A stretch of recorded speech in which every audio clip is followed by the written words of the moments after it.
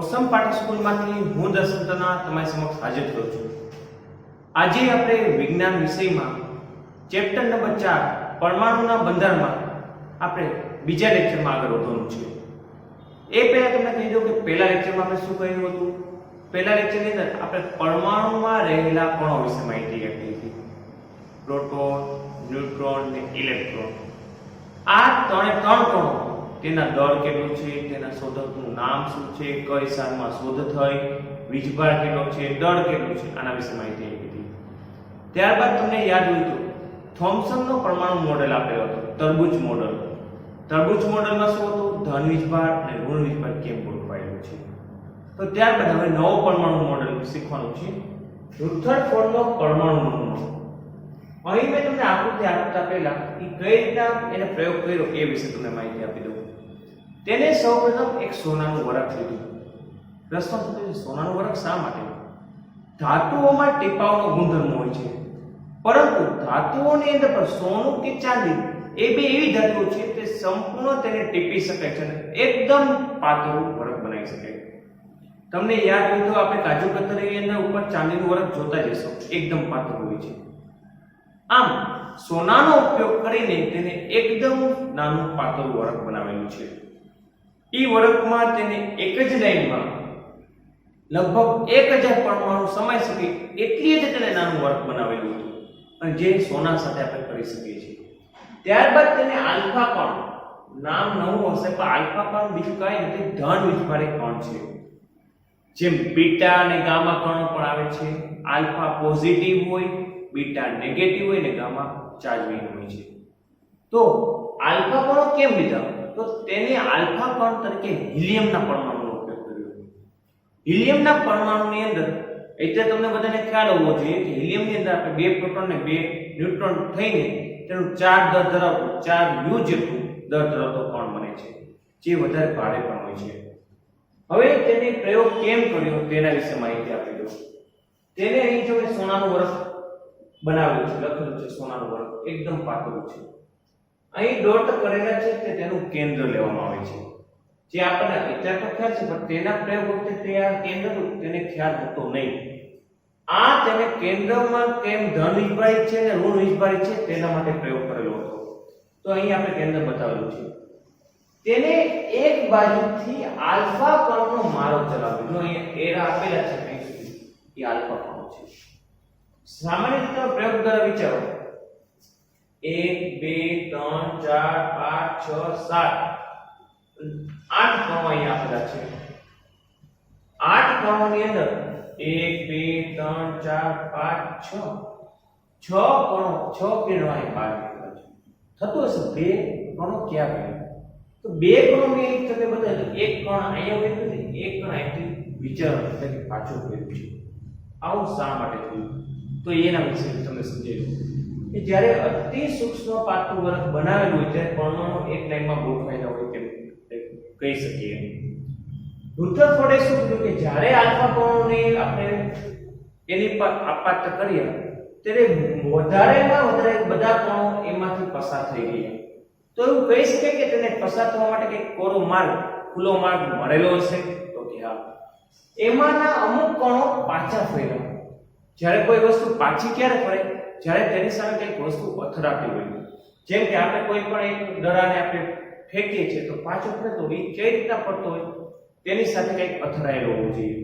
તો જે બે કણો પાછા ફર્યા છે તો તે કોઈક સાથે પરમાણુની અંદર અથડાઈને પાછું ફર્યું હશે, આવું તેને અવલોકન કર્યું। તો એના અવલોકનમાં શું જાણવા મળ્યું? જો ઝડપી ગતિ કરતા મોટા ભાગના આલ્ફા કણો સોનાના વરખમાંથી સીધા પસાર થઈ ગયા, જે તમને કીધું। વધારે બધા કણો કેમ થઈ ગયા? પસાર થઈ ગયા જોવા મળ્યા। તેની સાથે કાંઈ અથડાણું નથી, એટલે કે તે ખુલ્લા ભાગમાંથી પસાર થયા હોય એમ કહી શકાય। અવલોકન નંબર 2, કેટલાક આલ્ફા કણો સોનાના વરખ દ્વારા ઓછા અંશને ખૂણે વિચલન પામે છે। કંઈક ઓછા અંશના ખૂણે વિચલન પામ્યા, તે પાછા ફર્યા એમ કહી શકાય। તો આ ઓછા અંશમાં આપણે 180 ડિગ્રીનો પણ ઉલ્લેખ કરી શકીએ। 180 ડિગ્રી પાછા ફર્યા, પણ કણોની સંખ્યા કેવી છે? ખૂબ જ સૂક્ષ્મ। અહીં જો આશ્ચર્યજનક રીતે દર 12000 કણ આલ્ફા કણો પૈકી એક કણ અથડાઈને પાછું ગયું. તેને વિચાર કરો કેટલો પ્રેક્ટિકલ આગળ વધારી રહ્યો છે. લગભગ 12000 જેટલા કણોને આપાત કર્યા. 12000 જેટલા કણો આપાત થયા, એમાંથી માત્ર એક જ કણ પાછું ફર્યું. તો બાળકો આશ્ચર્યજનક જેવું તો લાગે કે નહીં? કારણ કે આટલા હદે તમે કણો આપાત કરો છો અને માત્ર એક જ કણ પાછું ફરે છે, એ કેવું બન્યું? તો એના માટે તમને સાદું એક પ્રયોગ દ્વારા સમજાવું.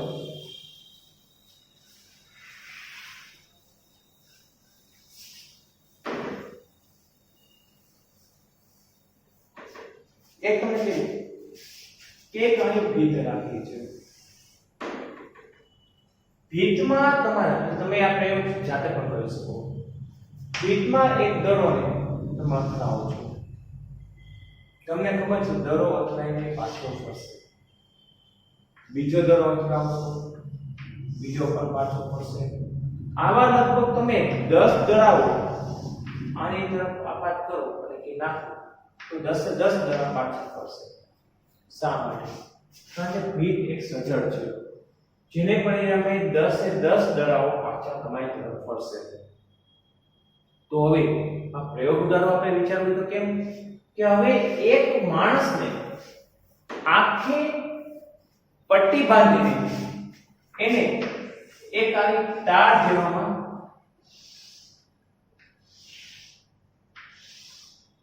આવી તારવાળી વાટ તમને ખબર છે, આપણે ખેતરોમાં આજુબાજુમાં તાર હોય છે. તો આ તારની અંદર તમે જો દરો ફેંકવામાં આવે, અમુક દરા સીધા વહી જશે, અમુક દરા સીધા અથડાઈને પાછા ફરશે. આ દરો સીધો વહી ગયો છે, આ પર સીધો વહી ગયો. તો આ તારવાળા પ્રયોગ દ્વારા શું સાબિત થાય છે? જો આખી પટ્ટી બાંધેલી હોય અને તમને દરાઓ અથડાવવામાં આવે તો શું થશે કે એમાંના જે દરો આ તાર સાથે અથડાશે તે જ પાછો ફરે. બાકીના બધી દરો ક્યાં ચાલ્યા જશે? સીધે સીધા ઓલી બાજુ ચાલી જશે. તો આવું કેમ થયું કે તારમાં મોટા ભાગની જગ્યા ખાલી હતી. જે તાર દરા સાથે અથડાણો તે દરો પાછો ફરશે. તો આપણે જે તાર અહીં બતાવેલો છે તે પરમાણુના કેન્દ્ર તરીકે વિચારી લઈએ તો કેન્દ્ર સાથે અથડાયેલો દરો પાછો ફર્યો, તેવી રીતના આલ્ફા કણ પર પાછો ફરેલો હતો. અને જેટલી જગ્યા બાકી રહેલી છે એમ કહી શકાય કે પરમાણુનો મોટામાં મોટો ભાગ ખાલી હોવો જોઈએ. તો તમે વિચારી શકો કે જો પરમાણુની અંદર આટલી હદે ખાલી જગ્યા હોય તો એ ખાલી જગ્યા કેટલી હશે? તો આપણે એક પરમાણુ વિચારો છો, તેની અંદર આ કેન્દ્ર છે. તો પરમાણુની ત્રિજ્યા પરમાણુ કેન્દ્ર લગભગ 10⁵ ગણું નાનું છે આની સાઈઝના પ્રમાણમાં. વિચાર કરો, અંદાજિત 1,00,000 ગણું ઓછું હોવું જોઈએ, કારણ કે તે ભાગ અતિ સૂક્ષ્મ છે પરમાણુની સરખામણીમાં. એટલે પરમાણુમાં મોટામાં મોટો ભાગ ખાલી હોવો જોઈએ, જ્યારે નાનો એક ભાગ એ પરમાણુનું કેન્દ્ર હોવું જોઈએ, જેની અંદર કંઈક કણો એટલે કે ધન વિખેરાયેલા કણો સંગ્રહિત થયેલા હોવા જોઈએ. આ રુદ્રકોણનો નમૂનો હતો. તેના પરથી બીજા જે નિયમો છે એ આપણે હવે આગળ ભણીશું.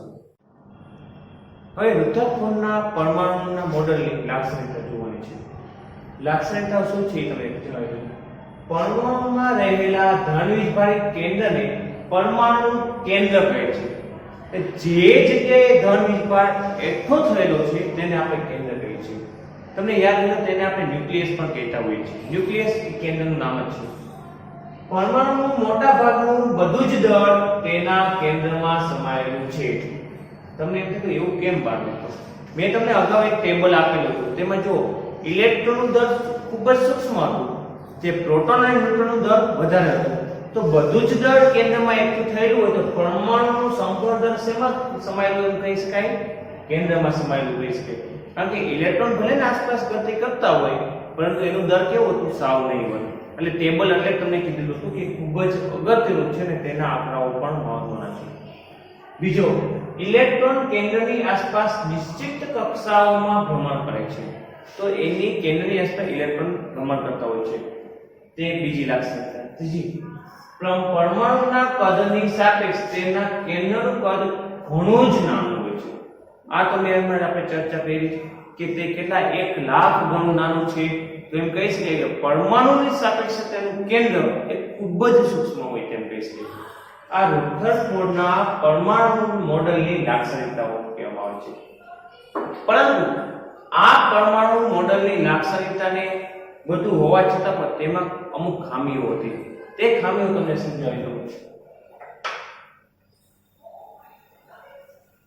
હવે આપણે એ જોવાનું છે કે રુથરફોર્ડના પરમાણુ મોડેલમાં એને એક વસ્તુ કહી દીધી કે પરમાણુની અંદર જે ઇલેક્ટ્રોન છે તે આસપાસ ગતિ કરતો હોય છે. ગતિ કરતો હોય એટલે તેની એક પ્રવેગી ગતિ માનવામાં આવેલી હતી. હવે આ પ્રવેગી ગતિને લીધે તે પોતાની ઊર્જા ગુમાવી રહ્યો હતો. ઊર્જા ગુમાવવા લીધે તે પોતાની આસપાસ ધીમે ધીમે વર્તુળાકાર પાથ નાનો કરતો ગયો અને છેવટે એક પોતે કેન્દ્રમાં સમાવિષ્ટ થઈ ગયો. કઈ રીતે જુઓ.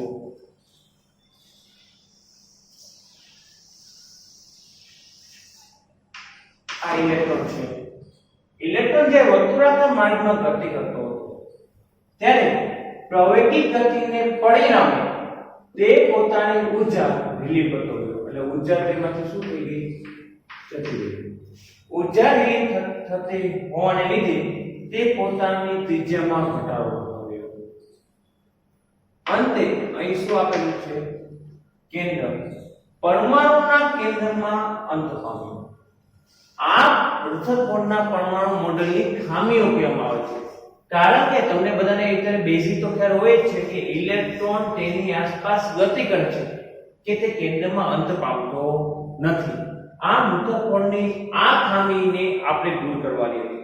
તે ખામી દૂર કરવા માટે હવે પછીનું મોડેલ આવેલું હતું તે આપણે હવે સમજવાનું છે કે તેને બોહરનો પરમાણુ નમૂનો કહેવામાં આવે છે. હવે આપણે એના લેક્ચરમાં આપણે જોશું કે બોહરનો પરમાણુ મોડેલ.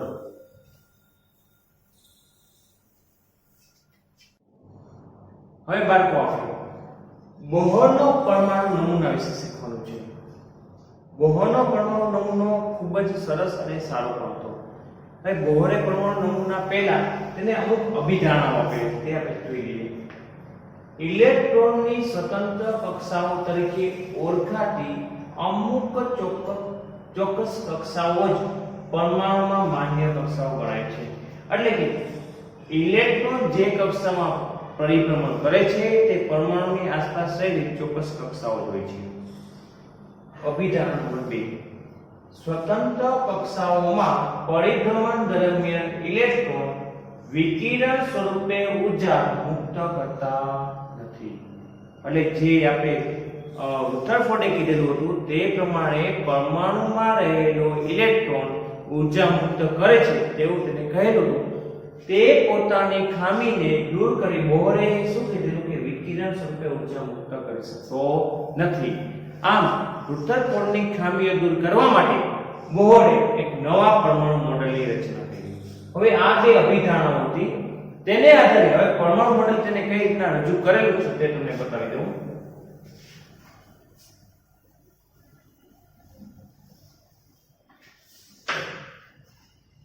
તેને સૌપ્રથમ આ પરમાણુનું કેન્દ્ર લેવામાં આવે છે.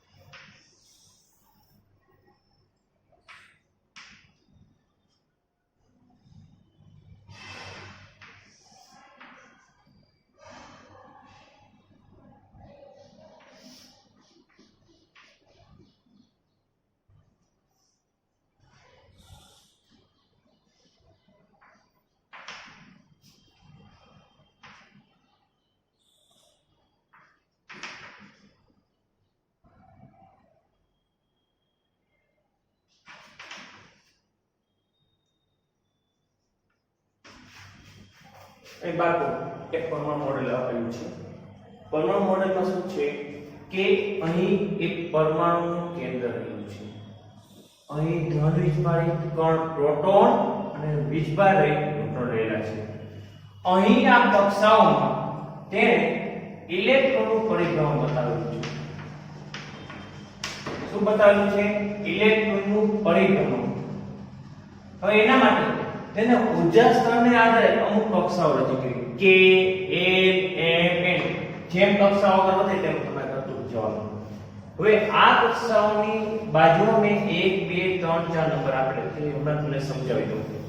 તો તેને શું કહ્યું કે પરમાણુના કેન્દ્રની આસપાસ ઇલેક્ટ્રોન ગતિ કરે છે. દરેક ઇલેક્ટ્રોન કોઈ ચોક્કસ કક્ષામાં ગતિ કરે છે. જેમ કે આની અંદર કેટલા ઇલેક્ટ્રોન હોય, આમાં પણ અલગ ઇલેક્ટ્રોન હોય, આની અંદર પણ અલગ ઇલેક્ટ્રોન હોય, આમાં પણ અલગ ઇલેક્ટ્રોન હોય છે. ઇલેક્ટ્રોન જે રીતના અંદર આવતા જાય તે પ્રમાણે તેની ઊર્જા પણ અલગ અલગ હોય છે. તો અહીં પરમાણુનું મોડેલ, બોહરનું પરમાણુ મોડેલ એ ઇલેક્ટ્રોનની ઊર્જા સ્તરને આધારે તેને મોડેલ રજૂ કરેલું હતું. આ બાદ મિત્રો જ્યારે બોહરના પરમાણુ મોડેલ નમૂનો રજૂ કરવામાં આવે ત્યારે તેની આ આકૃતિ દોરવી ખૂબ જ અગત્યની છે. તે માટે અત્યારે તમે વિડિયોને પોઝ કરીને આ પેલા આકૃતિ ફેસબુકમાં દોરી લેવાની છે પરમાણુ મોડેલ માટે.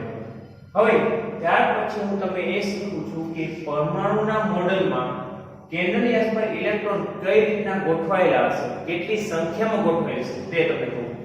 અને જે આ કક્ષાઓના તેને નામ આપેલા છે તે તેના ઊર્જા સ્તર તરીકે ઓળખાય છે. શું? ઊર્જા સ્તર. એટલે k નંબરનો ઊર્જા સ્તર, l નંબરનો ઊર્જા સ્તર, n નંબરનો ઊર્જા સ્તર અને n નંબરનો ઊર્જા સ્તર.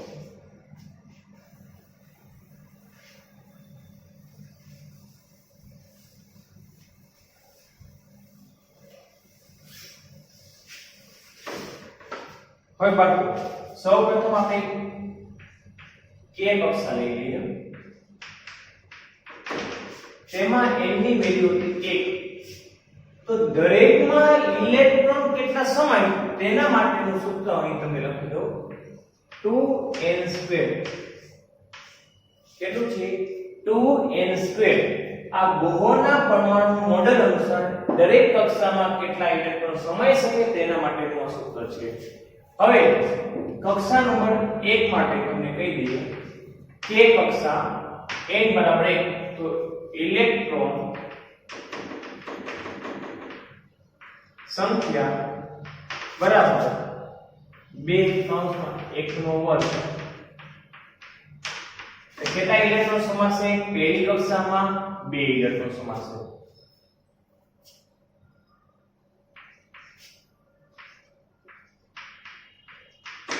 હવે કઈ કક્ષા આવી? l કક્ષા. l કક્ષામાં ઇલેક્ટ્રોનમાં n બરાબર કેટલા હતા? 2.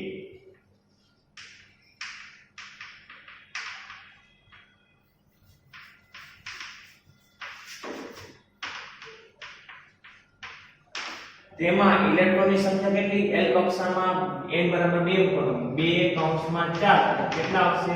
8. તો l કક્ષામાં કેટલા ઇલેક્ટ્રોન સમાશે? 8 ઇલેક્ટ્રોન સમાશે.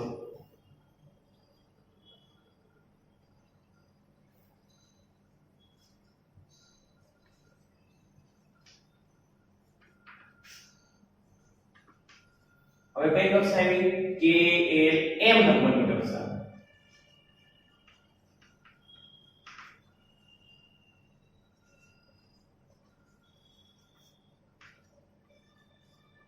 હવે એની જગ્યાએ કેટલા મૂકવાના હતા? સૂત્રમાં 3 મૂકવાના હતા. 3 નો વર્ગ કેટલો થાય? 9. 9 દુ 18.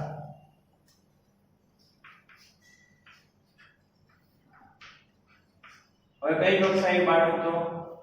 n કક્ષા આવી. n કક્ષા માટે n કેટલા હતા? 4 હતા. હવે